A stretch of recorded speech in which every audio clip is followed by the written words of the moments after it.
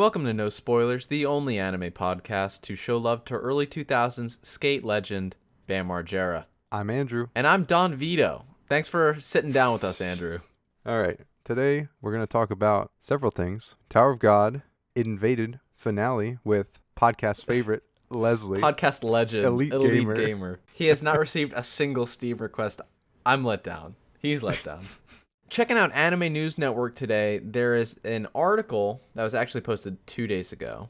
Crunchyroll reveals most watched series for January to March 2020. Before we even go into the series, which, spoiler alert, are probably exactly what you expect. I'd like to... No, there's a few on here I didn't expect. I'd like to highlight one quick line that's mentioned in here. Crunchyroll's viewers watch about 85 minutes of anime per day on average. What? I don't know if that's surprising. I haven't watched 85 minutes of anime in a day. Since I watched Demon Slayer, shown it to my friends. It's hard to watch 85 minutes of anime. I don't know. This is where we disagree. I can watch a 12 episode show. I can't watch 85 in a minutes day. of really anything. I can watch a 23, 24, 25 episode show in a day. I mean that's like a weekend. I used to be able to. I can't anymore. It sucks. Why not though? Why not? I want variety. What do you mean variety? You're watching one show. Are you going to watch one episode of one show, go watch another episode of another show, and then another episode of another show, then come back? What's the point? You don't have that story in your mind the whole time. No, that's not true. I do. I don't know.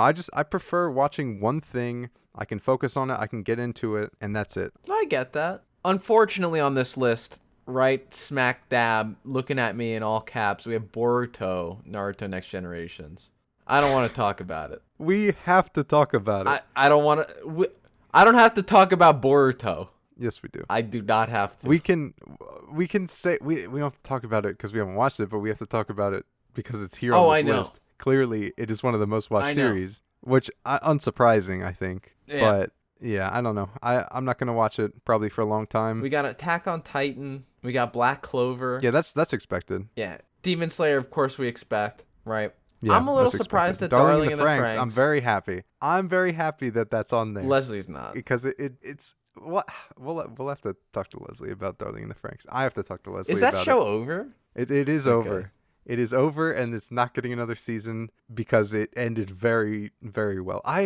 It's hard for me to talk about Darling in the Franxx because I really haven't even fully formed my opinion on it yet. I know it's good. I know it's very good. I liked it a lot. But there are bits about it, and there's a particular thing about it that you kind of have to get over while watching it, which is like the ecchi part of it, where these kids are in a mech in very suggestive positions.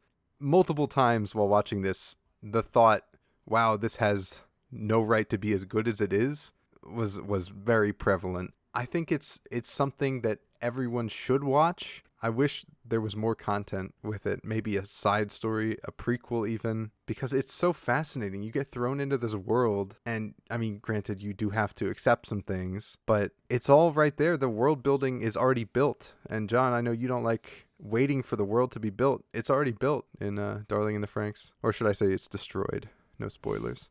That is the name of the podcast. Also on the list, we have perennial mainstays of top watched anime: Hunter x Hunter, JoJo, Shippuden, original Naruto. I'm a little surprised at that. One Piece. Yeah, that is surprising. ReZero. There's really only one on here that I don't... No, two. There's Radiant. Two on here that I don't know at all. Radiant, and then Welcome to Demon School. Oh, yeah, I've also never heard of that. I'm looking at Radiant now. It's got a 6.92 and only 100,000 members. I'm surprised that this is... How did this get on the list? Did it just strike at a good time or something? Honestly, most of these shows are, one, pretty binge-worthy, which makes sense given the coronavirus. Yeah. If you haven't heard about this. About that. Yeah. We're a bit Breaking news. I know the last episode was... The last episode was a bit of a time capsule. Yeah, the last episode was recorded early February? That was March 10th. Oh, March 10th. Okay. No, maybe March 6th? Early March. Yeah, no, I think it was March 6th. Before we were living Coronication. Yeah. I mean, I've watched a lot, well more than that 85 minutes per day. I I've am watched not. a lot of shows, and some we'll talk about today. I think I've watched. I really mean this. No, I definitely eclipsed it. I would say it's pretty close to 85 minutes of new anime since we've been on lockdown. Really? Yeah. Anyway, kind of cool little article. I was very surprised. Oh wait, they have it broken down by countries? Wait, hold on. Australia has Bleach at number 2. Shout out to my Aussies. Why is that? Why do you think that no other country? They have 9 countries listed. Bleach isn't on a single one except for Australia, where it's in second place. I couldn't tell you. I don't understand. That is mind-boggling. Why do they have Moldavia? What? Okay, this list is nutty. Oh yeah, guys. The good news is the last episode 2 and 3, took a long time to release, but that was due to coronavirus. And now, thanks to new employment czar Vince McMahon, we're ready to keep going with these podcasts. They're going to be coming out fast, bottom line. Talking coronavirus, though, there were a few anime and movies that have been delayed now. ReZero being one of them has been pushed back until, I think, July. You know, I joke about, damn, I wish I could watch the Olympics or UFC, but there's still so much other content, right? There's no need to put anyone. Yeah, there's more than 85 minutes of anime That's per day. true. On average, every day, dude. That really doesn't surprise me. 85 An hour and a minutes, half every day, bro. that's- That's so much. That's 4 episodes. That doesn't surprise me. But there aren't 4 Are there really like 4 episodes of like even decent shows coming out a week or coming out every day? Well, I mean, based on these top most watched series, it's not stuff that has come out recently. It's most of it is stuff that's already been out. It's just mainstays: Hunter x Hunter, Haikyuu, Fairy Tail, My Hero Academia just finished its 4th season. 4th season, season 4. Very good. Have you caught up? No, I finished. Can we spoil it? I don't think we can spoil it. I finished like the first half of the season. Okay. Did you finish the first arc? Yeah, I think so. That ends at what? Okay. I will say in season 4, the first arc is one of the best arcs of any show I've seen. I disagree. It's very good.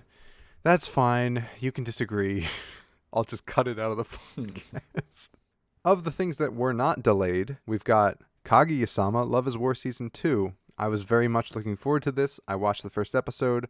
I am delighted to say it's extremely funny, and I cannot wait for the next episode.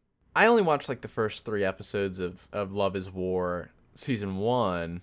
Is there a sort of spoiler-proof explanation you could give me of what happened between the first couple episodes of Season 1 and now? I can try, yeah. My question is like, from my understanding of the show in season 1, it's really just 2 high school students who ought to fall in love with each other but won't allow themselves to.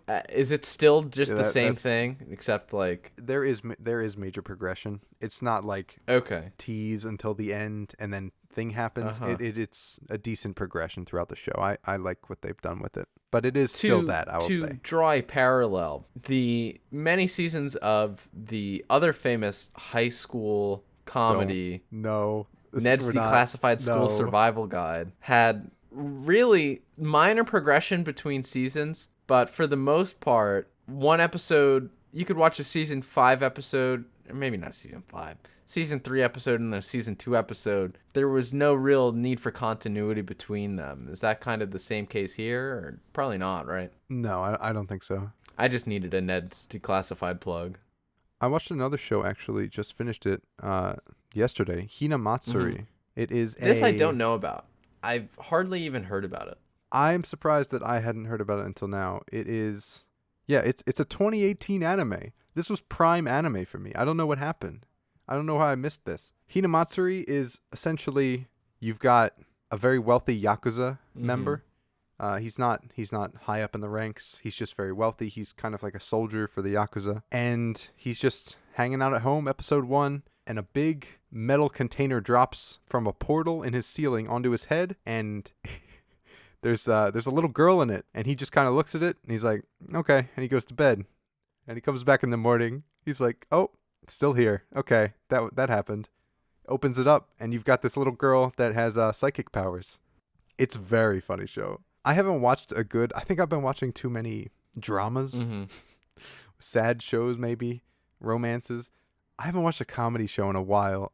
Every episode, this got me. This is one of the funniest shows I've ever seen. It has one of the best comedic timings of any comedy show I've seen, even Western TV. It's very funny. It is really, really funny. I think you should watch it. You would like it. Well, folks, with that being said, I think it's about time we move on to the real meat of this first course of this episode. Tower of God, as far as I know, the first one of Crunchyroll originals. I think it's supposed to be, Crunchyroll is putting out something like 8 different shows. Tower of God is definitely the main attraction, and so far 3 episodes are out. We're recording this on the 16th. We just watched episode 3, it came out yesterday. Yeah, it was originally a Korean webtoon, so I mean, not entirely Crunchyroll original, but Kind of a weird development history on this one. At least, I shouldn't say weird, atypical. But and as far, definitely. I think the only ones similar like this is like Mob Psycho that have come well, out like so this. I saw some random YouTuber talking about how this is like the first webtoon to get like a real anime adaptation, and apparently, and I don't doubt it,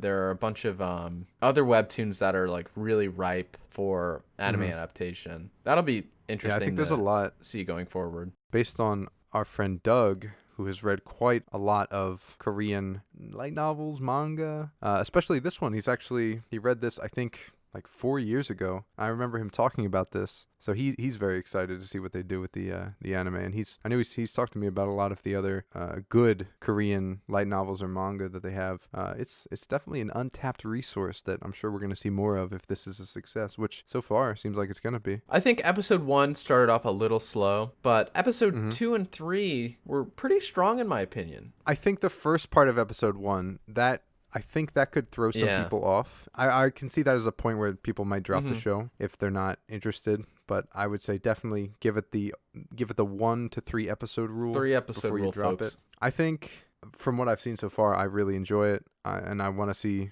more. Knowing nothing about it, I'm very interested. So far, it hasn't really been dull. Besides, like the first, and not really dull, but just kind of weird, not my type of thing. The first episode, the first half of the first episode, but everything since then kind of feels like Hunter x Hunter, which I'm completely okay with. I think there are some real parallels between these first 3 episodes of Tower of God and the Hunter exam arc, right? Most strikingly, obviously, we have an examination of these characters who don't really know each other but are sort of thrown together by fate. We have some sort of odd spiritual power which is being used that really is only understood by some more elite characters that we're seeing. I forget what term they use for the people who've already climbed the tower. Are they regulars? Rankers, yeah. Obviously, the rankers are very similar to the Hunter exam administrators in that, they're powerful. They're there to sort of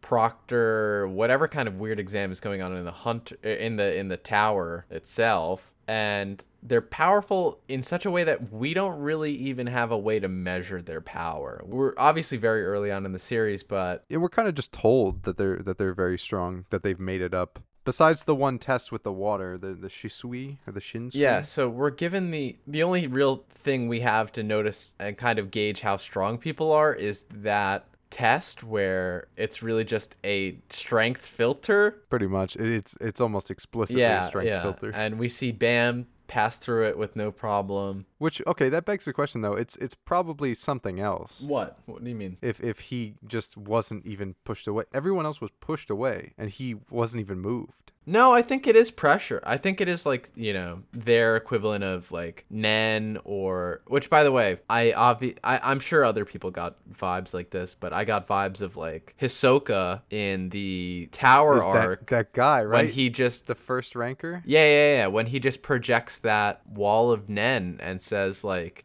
if you can't pass this, then you're not going to be able to fight your fight. Definitely. Yeah, no, I think it's just their, this universe's version of Nen, or Reiatsu from Bleach. And I think that Bam is just very OP, right? You think he's going to like wake up like Zenitsu? No. So neither of us know anything about this webtoon. Mm-hmm. We're completely blind. And so if you've read the webtoon, you're probably going to laugh at us, but we're going to stay blind and keep making blind predictions. Yeah. So whatever. Just like we did with It Invaded, Yes, which we we'll will talk talk about about how our many predictions were wrong, Yeah. some were right.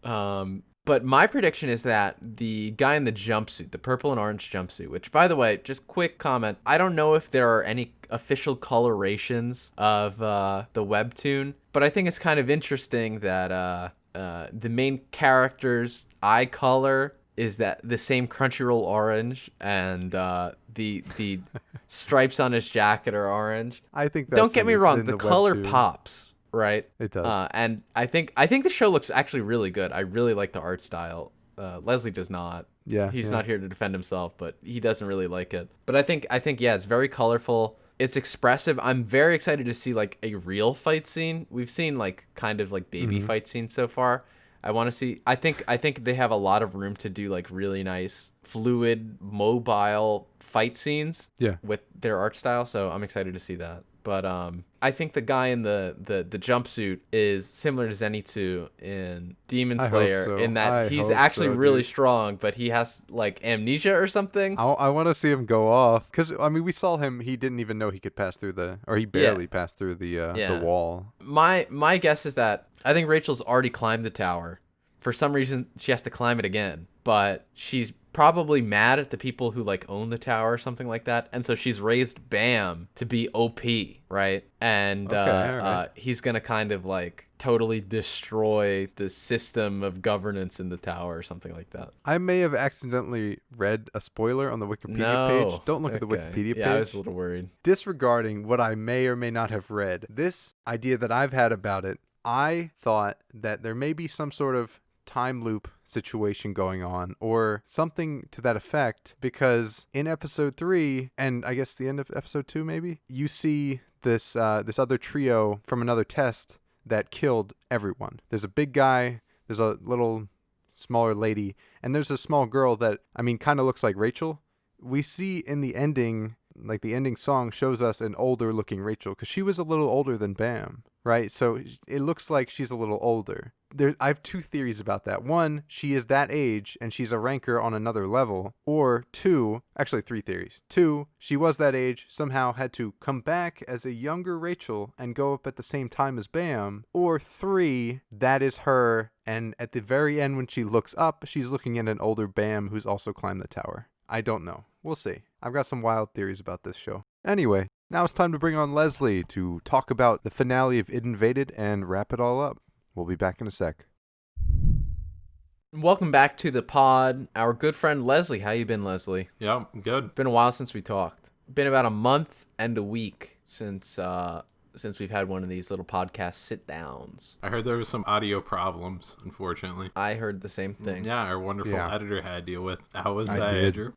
It took me a long time. Sorry. That's okay, though, because this time we have a better way of recording. One, with no heaters in the background. That's most important, I think. Ice cold in my house.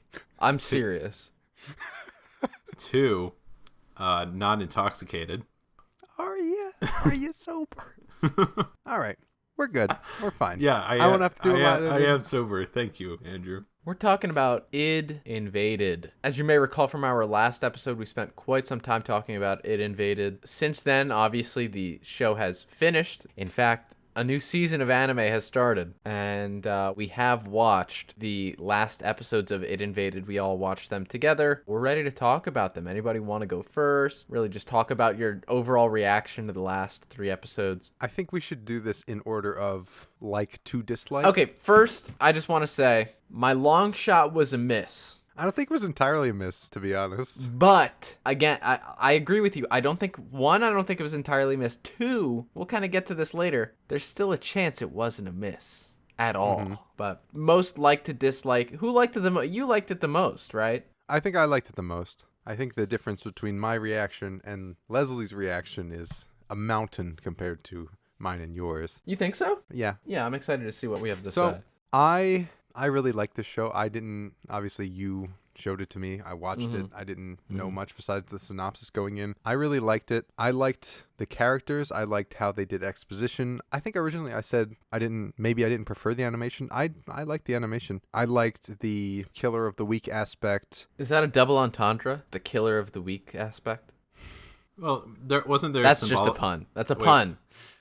It's a pun, Leslie, because there was a different killer for every day of the week, which I think, not to step on your toes here, kind of pointless, kind of silly. Yeah, well, I was going to say, was it symbolic? But for it some wasn't reason? symbolic, really. Yeah, I mean, that's what was disappointing about it. Yeah. Well, no, okay. It was symbolic in the bounds of the story. It was symbolic. They tried to make it symbolic. Yeah, but it was shoehorned. That's our problem. Yeah, it was pretty contrived. I would say. seriously don't understand what was the point of it, though. Yeah, Or this what is they Leslie and attempted to my main problem, I think, with the ending, is that way too much happened way too soon in terms of describing the motivations of the director and trying to, like, spin him off as this, like, person who thinks he's God. Oh, it we just should say seemed that, kind too. of silly. We didn't say that. We were very wrong on the theories of who John Walker was. John was right, obviously. Yes. I think both Leslie and I have slightly different takes, but from a similar perspective, whereas it was too easy, but you, I think, say that it was too easy on purpose, which I don't know if I entirely agree with. We literally said that's too easy. That's boring. Well, yeah, but I didn't want it to be that, because everyone, like, Me you either, saw in the dude. show that you could look different, like you could just appear differently. Exactly. You didn't have to be who you were in reality. I was hoping it would be someone else. I, at the same time, like where they took it at the very end. Now, I'm not a huge fan of what they did with the director. That said, I liked the final bits of the chase. I have some kind of reservations on like how it exactly played out. Like some of it, like why would he chase them back? And so at some point, Yeah. How they hat gets trapped him. stolen. Yeah, no, like yeah, so Hondamachi steals his hat, or Narhiseko and Hondamachi steal his hat, and then in order to trap him and stop him, they run away with it, which I get he's kind of a narcissist and sees himself as a god, which is why we had the Days of the Week killers, because he had 7 killers, they each had 7 victims, because he perceived himself as a god. But why did he have to chase them back through the wells? Like, did he need his hat? Well, I don't understand that part of it. That further confuses me. There's 2 points I want to make. One, the motivation of the director was as boring as I said. It was like, hey, let me use this girl to create serial killers to make like a false economy or reason why my organization should exist, right? That was the lamest plot point, and that was the worst thing that could have happened.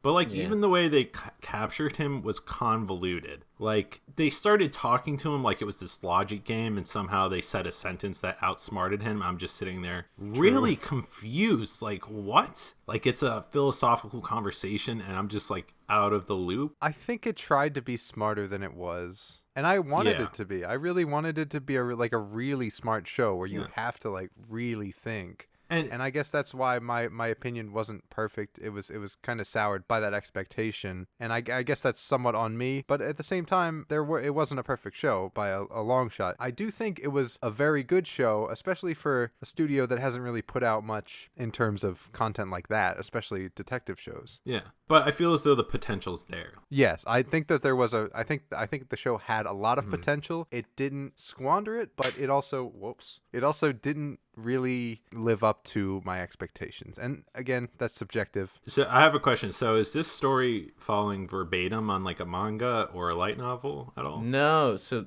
actually, this is a really peculiar anime because it's a direct-to-anime story that has since spawned a manga adaptation of the anime. I tried to track down the manga to see if it caught up with the anime, if it goes further than the anime, but I haven't been able to find it. It's in like a smaller magazine, as far as I can tell. That's why you don't often see direct-to-anime story adaptations, because, I mean, not many studios are going to go for something that you just guess on. I think it's easier in Western cinema and TV. People also don't read books here. Yeah, for smaller studios, too, it's hard. Like, you don't have a manga, you don't know, hey, this sold 5 million copies. The anime will be a success. You don't know that with a story that may be seen by maybe 10,000 people. If it's not good, I think it's hard. Okay. So for what they had, I think they did good. That's why I think I gave it a 7. What did I give it? I think I gave it a 6, actually. You guys gave it a 7? I gave it a 7. Yeah, I gave this a 7. I give it at least a 7.5. I thought you were going to say 8 for a minute. I was going to be like, hold I up, did John. too.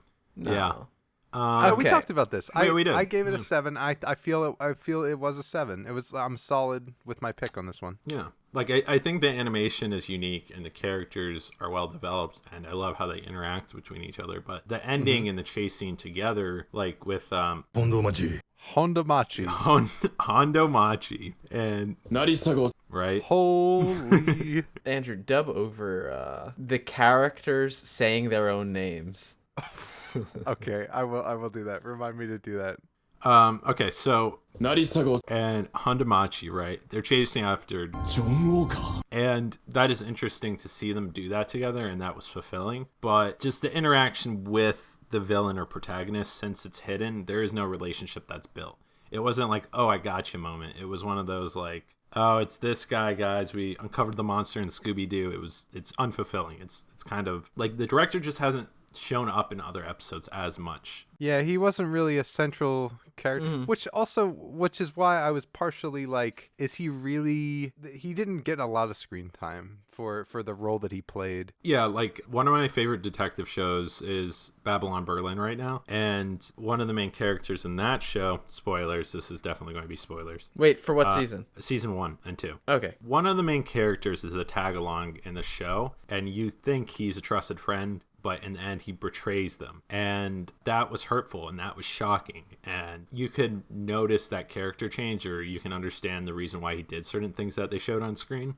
None of that happens. What I mean is that you'd never seen a director be like, oh, that's why the director did this episode, because he was against them the whole time. It's like a total flip on logic. But like, he didn't do much. He showed up like in episode 1, 2, or 3, and it was just kind of like, oh, this is quite possibly the villain, the mysterious villain that we see. Which I'll say was pretty predictable, but you want the show to be a lot more than it is. I think this show will get a second season, and they're trying to do a lot more with the concept of the well. I would love to see that. That's what I really wanted to talk about. Yeah. I would love to see the second season explore more of the second level deep id well. That, I feel, could be a really big part of another season. And if they don't do that, I don't know what they would do, because, I mean, that's such a cool concept that they didn't really explore too much. My prediction, though, is that Momoki in the second season will become a sort of villain. Oh, okay. Momoki. I was like, Sorry, let me start again. My prediction for the second season is Momoki is going to be the villain, because he wants to save Kiki so much he'll go to extreme lengths that in the end will be like, good paths lead to a road to hell or something like that. You get what I'm saying?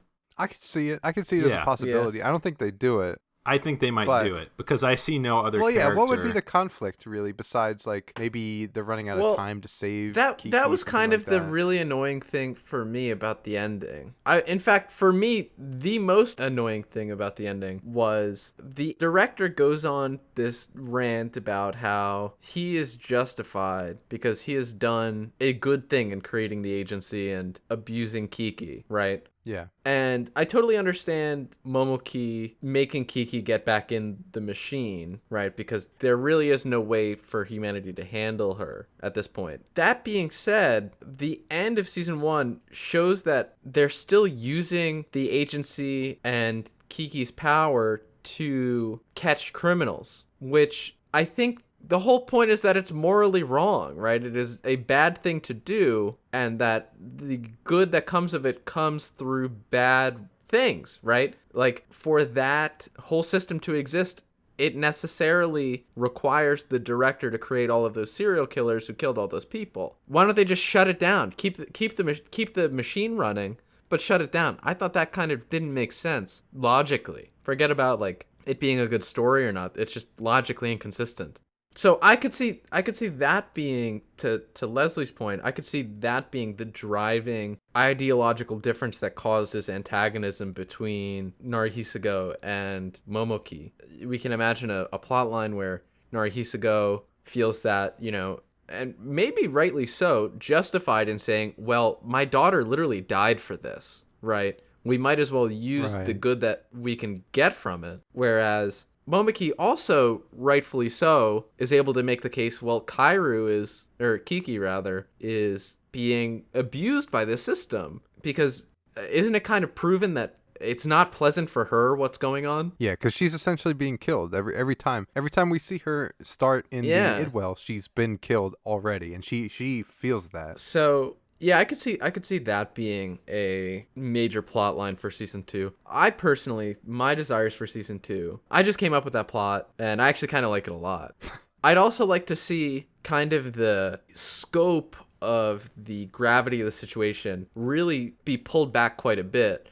Like, we're complaining, of course, about the director's motivations not being up to par for us, but I would really like the directors to, kind of go with what I said for my prediction, right? And make it so that audience members at the end of next season are going to say, who cares about how much development they gave the director in season 1, right? It's all about the director's flute, Like, this is crazy. Yeah, that's why there's 2 different conflicts in season 1. Like, it's between figuring out who is and then also unveiling the mystery of Kiki. Like, they have explained in the beginning that Kaoru is the reason why the machine works, but you kind of figure out how they did it, and you're like, oh, they're abusing this girl to create the system to hunt down serial killers. The question is like, I was wondering if the killers were fully willing to do that versus being manipulated by to do those things in the first place. Are they still going to find killers even without Johnny Walker? Because most of the killers seem to be detected because of the whole situation, Yeah, I made the joke last episode that this is not an ontological podcast. However, we have to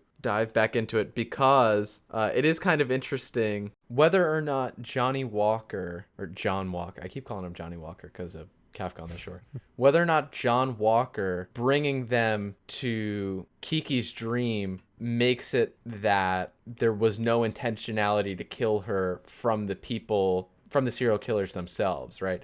That is an ontological question because it's about the nature of that intention being or not being. Well, no, I thought John Walker tricked them to stab Kiki in some dream thing, and then they started there. But the question is, was his bringing them there what caused their desire to kill her, or did they have that desire already and he just brought them there? I think that desire was there and he brought them there. Yeah, well, isn't that the whole point? The show is called id, so he's just talking to their id. No, I know. And what I'm saying is that this isn't an ontological podcast, but it is kind of interesting that we'd say that John Walker created these serial killers when really what he did was he enabled these serial killers. I mean, isn't everyone a killer, maybe? Just depending on the circumstances? I think we should treat those scenarios as special scenarios and not, hey, here's a defenseless girl. Like, I think that's definitely aberrant behavior. This isn't a psychological podcast either. But no, they're dreaming though, right? My understanding, and I think this is the understanding of the writers and the show itself as well, is that the dream where you kill Kiki feels like reality.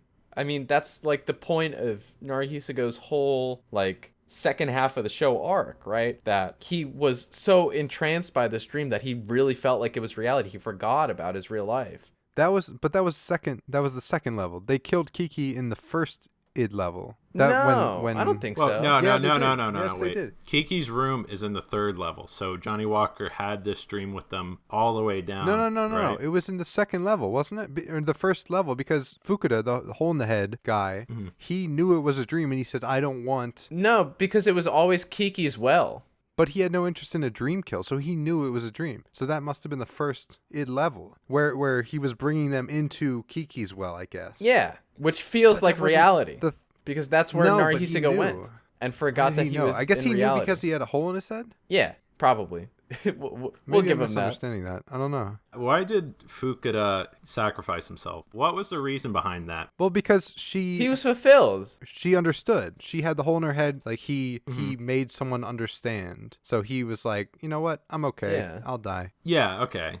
I guess you could kind of see it as contrived. I guess, but I don't think he's dead, folks. Right. You don't think he's dead? Oh wait, that's right. They said bring the medical team. Yeah. I don't think at he's the dead. end for him. Somebody also... Or was that for... Maybe that was for Naruhisako with the gunshot hole in his stomach. Yeah, maybe. Somebody made a joke in the comments as well that he would never be so crass as to show up in an episode numbered 13. I don't think the writers wrote it like that, but I think it's clever. Shout out to that commenter. Oh, speaking of shout outs, I think we need to shout out at Real Coffee Inc. for liking my tweet of the 3rd episode about It Invaded. Shout out to Real Coffee Inc. Found that. Thank you, Real Coffee with Inc. no hashtags. There will be hashtags on this episode. Yeah, there absolutely will be. I've been actually looking at the It Invaded community. They are very artistic and very creative. Feel free to message Andrew on Twitter with any complaints about really anything. with any of our Yeah, no, I definitely want to, if we misunderstood something, I definitely want to talk to people about this, because I think this show is very good. I just think that there were certainly flaws. So with the end of It Invaded, I kind of echo both Andrew and Leslie here. Sort of a letdown for me, but in this case, I'm reminded of a quote from Ford Madox Ford. I'll paraphrase because it's like really awkward quote, but if I have a good apple for 5 years,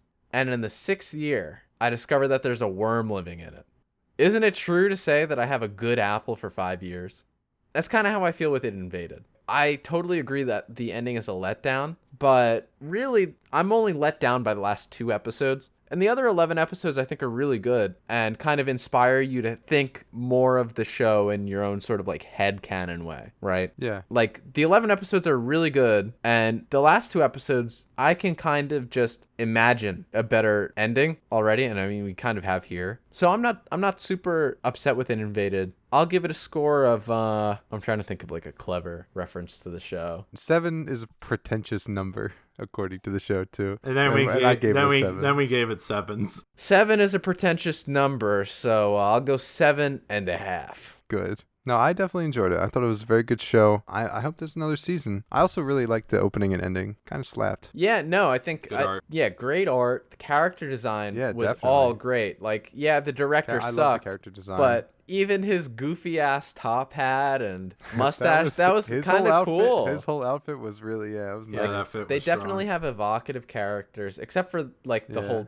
Wellside team. Very boring. But, like, the main characters were lit, Good design. I could have given less about the Wellside team. Yeah. There's just too many of them. They're all interns. Come on, bro. Come on. And then in news in the last month, the only thing that's happened in anime in this last month was something that I'm really upset we didn't get on record, because it's almost like a joke how much I had been talking about this just out of the blue. Like one day I just said, you know what? They're going to bring back Bleach in 2020. They're going to do it. I thought it would be a full reboot a la Hunter x Hunter, but wouldn't you know, in, March 23rd? Yeah, around then. Around then, they announced that they're adapting the final arc of Bleach, the Thousand Year Blood War arc. Yeah, exactly. Kind of excited. I'm not as excited as I would be. I got some predictions. I think it might bring some of the best fights we've seen, definitely in Bleach, but maybe ever. And that's we'll see how that happens. That is a hot take. It is. I'm excited. Again, not as excited as I would be if they announced a full reboot. A full reboot would be We have to wait another legendary. 20 years. Yeah. Leslie, you've never seen Bleach, right? Nope. Well, that's that on that. Thanks, everyone, for tuning in. We're planning on reviewing another show in next episode, so stay tuned for that. Be sure to check out our Twitter, which we mentioned earlier, @_no spoilers. Mm-hmm. Stay safe, everyone.